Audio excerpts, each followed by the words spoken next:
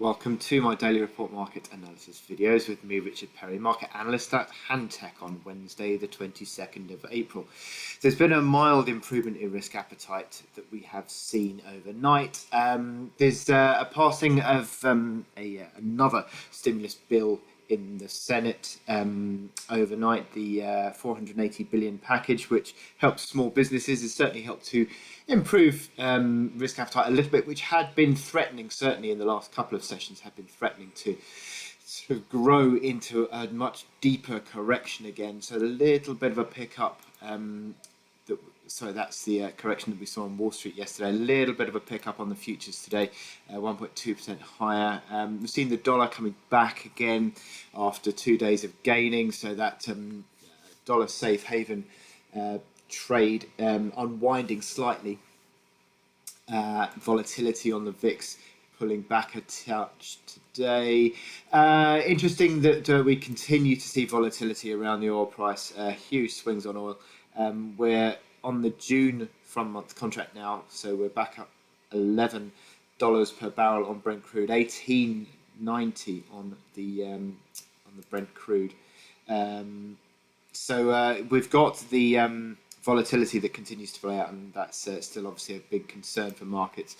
Has a big deflationary implication for the global economy and economic slowdown that is really reflected also through the fact that Treasury yields, certainly on the on the 10-year, have been falling, although picked up as the session has sort of moved into more positive territory this morning.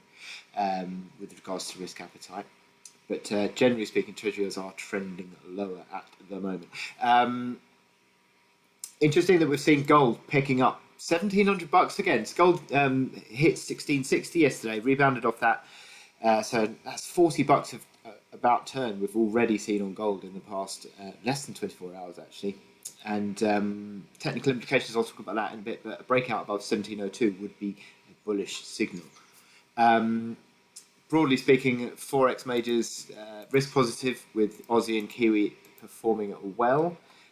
Sterling also rebounding slightly. Euro basically flat. Yen basically flat. So broadly speaking, along risk appetite lines. Canadian dollar making a bit of a comeback as well.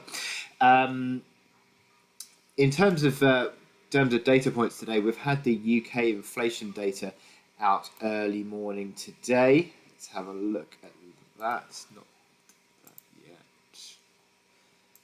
And it comes out at 7 o'clock at the moment, the UK ONS data. And showed core inflation dropping back to 1.6%, in line with expectations on both core and headline, I might add. So nothing really doing there in terms of directional steer.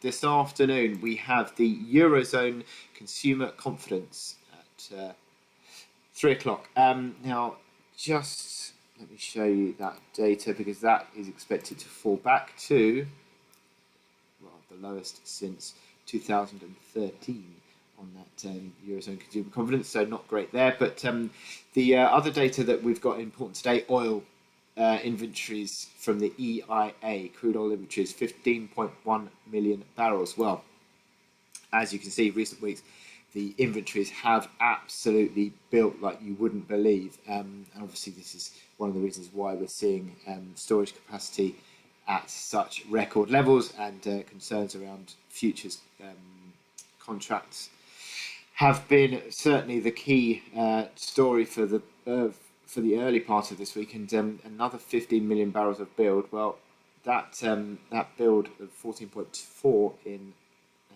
2016 was pretty much the biggest ever build up until this last few weeks. So again, another record inventory build for the EIA. Not going to help the oil price, you would say. Now, okay, so onto my chart of the day, which is Aussie yen. Now, we've seen that in recent weeks, I've been covering Aussie yen because I continue to see this as an important gauge for risk appetite. We saw the breakout above 67.60 a few weeks ago. That really did look to be an important moment, and whether the market holds that breakout is going to be crucial. It's tested it a couple of times. It actually tested intraday to breach to 67.25 yesterday, but held that move into the close and has ticked higher again today. But look at these momentum indicators, all beginning to roll over. Stochastics already faltering. RSI hovering around that 50 mark. So it would suggest that this is very much crossroads territory for the Aussie yen. If it starts to consistently break below 67.60, you could easily see the indicators turning increasingly corrective. Now you've got 67.05, which is I've drawn in the fib levels, or the fib levels of the bull run, or the bull recovery, I should say. And I've drawn those levels in. So 67.05 is that, and again that sort of comes as a bit of a breakdown point. So decisively below these support levels would really turn the market corrective, and you'd start to consider whether the market is consistently going to be turning corrective then. So we need to be wary of certainly the initial line of 67.60. Now initially this morning we've seen the market ticking back higher again. There was a basis of resistance around 68 to 68.20 that had been forming. You've sort of edged above that a little bit. So the market is looking a little bit more positive. Back around 60 on hourly RSI again. This would be an area where you'd think if the bull run or the appetite to buy was limited, you'd expect to see that falling over around this sort of level. So again, a key moment even on an intraday basis for Aussie yen. So what we'd be looking for the bull side would be a breakout above 68.85, which would help to drive the market higher, and then retest the recent highs again, 69.25 area. So we're looking out for how the market responds this morning to what has been a pretty decent early move, but in recent times we have seen bull failures in these candles, so that would be the risk that you face. And I think another bull failure would be a worry for 67.60 again. So with that in mind, I wish you good luck in your trading today. Click here to subscribe to our analysis videos and go to our website where you can sign up for our webinar.